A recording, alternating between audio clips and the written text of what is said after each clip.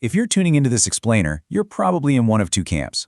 You're either getting ready to launch your dream business, or you've just hit one of the most maddening hurdles in business formation, the sudden, unexpected LLC name rejection. Today, we're completely demystifying this bureaucratic roadblock. We're going to break down exactly why state registries kick back LLC names, what that dreaded rejection message actually means, and most importantly, how you can fix it right now without having to start from scratch. So, the rejection notice. Let's talk about what actually went wrong. Picture this for a second. You finally nailed the absolute perfect business name. It perfectly captures your brand, your vision, your whole future. You did all the groundwork, right? You went online, checked the domain name, saw it was available, and scooped it up. Maybe you even dropped some serious cash having a gorgeous logo designed. You confidently filed your LLC paperwork, paid all those non-refundable government fees, and you waited. And then, bam, out of nowhere, a massive roadblock. What did I do wrong? That is the exact thought that races through an entrepreneur's mind. It's instant panic. You're probably sitting at your computer thinking, no way, I did my research. Literally nobody else is using this name. It feels incredibly personal, especially when you know for an absolute fact that your specific business concept is totally unique.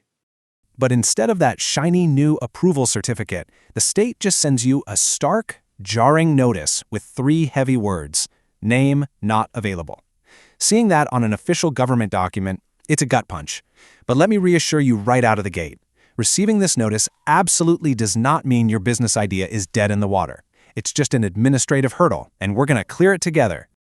All right, why names get rejected? Let's take a look at the state requirements. Okay, let's dive into this. To actually move forward, we have to understand how states evaluate these applications in the first place. You really have to step out of the mindset of a creative marketer and step into the mindset of a state bureaucrat. One of the most common reasons for rejection is simply that your proposed name is just too similar to a business already on the state's books. Now, you might look at your proposed name and then look at an existing name with a slightly different spelling and think, are you kidding? Those are completely different. But to the state's computer systems and the reviewing clerks who run them, they are not legally distinguishable. If it sounds exactly the same when spoken out loud, or if the spelling variation is just a little too minor, they're going to flag it as a conflict. This is exactly why just Googling your business name isn't enough. You are playing by the state's strict dictionary of distinguishability. Now, sometimes the issue isn't that your name is taken at all. It's that your name contains restricted words. Certain trigger words will put an automatic pause on your application. If your business name includes words suggesting banking, insurance, government agencies, or licensed professions like engineering or medical, you are for sure going to face special requirements. You can't just accidentally imply you're a financial institution. In a lot of cases, these words are simply off-limits without additional official approvals from secondary state boards. And keep in mind, each state has its own totally unique rulebook, so a word that is perfectly fine to use in Wyoming might be heavily restricted if you try to use it in New York.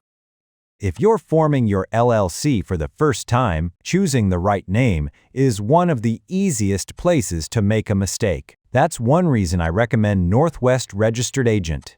They help entrepreneurs form LLCs and can guide you through the filing process, including checking that your application is complete before submission.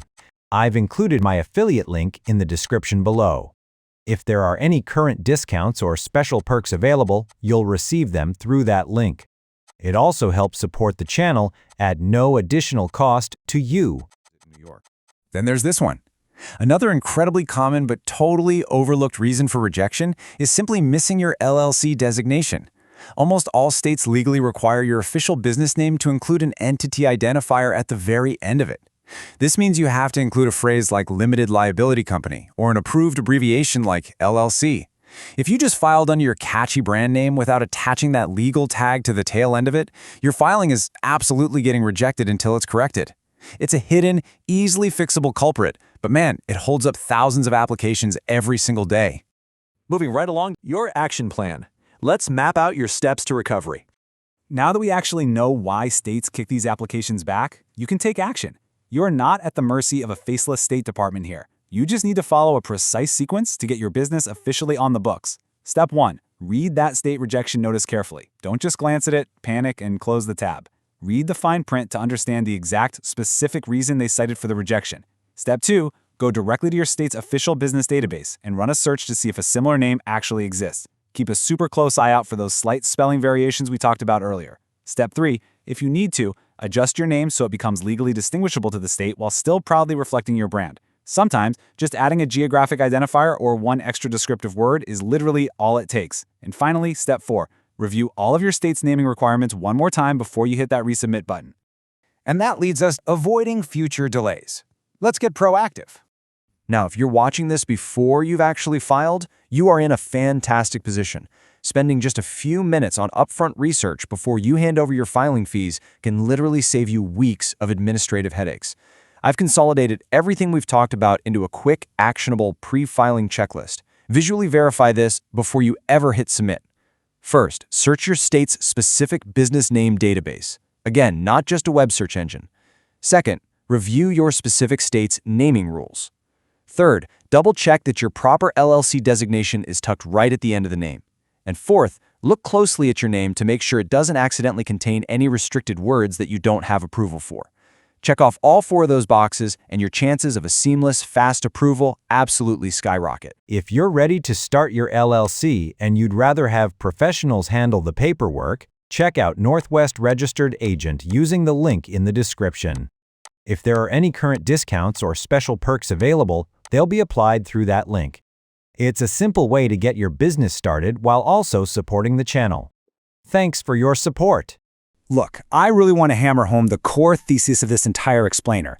Getting your LLC name rejected does not mean your business has failed before it even started. Seriously, let that sink in for a second. It simply means your proposed name didn't meet one specific administrative requirement in your state's massive rulebook. That is the whole shebang. Once you understand the why, whether it was a similarity issue, a restricted word, or just a missing LLC tag, you are fully equipped to choose a compliant name and confidently push your filing across the finish line. So I've got to ask, has your LLC name ever been rejected? Tell me exactly what happened and what state you are filing in down in the comments. I read them all, and I might even make a future explainer answering your exact situation and how to fix it. If you found this breakdown helpful and you want more practical step-by-step explainers on business formation and compliance, make sure to hit subscribe. I'll leave you with this final provocative thought to chew on before you file. Are you building a name just for your customers, or are you building a name that satisfies the state's legal requirements first? Master the latter, and the former will naturally follow.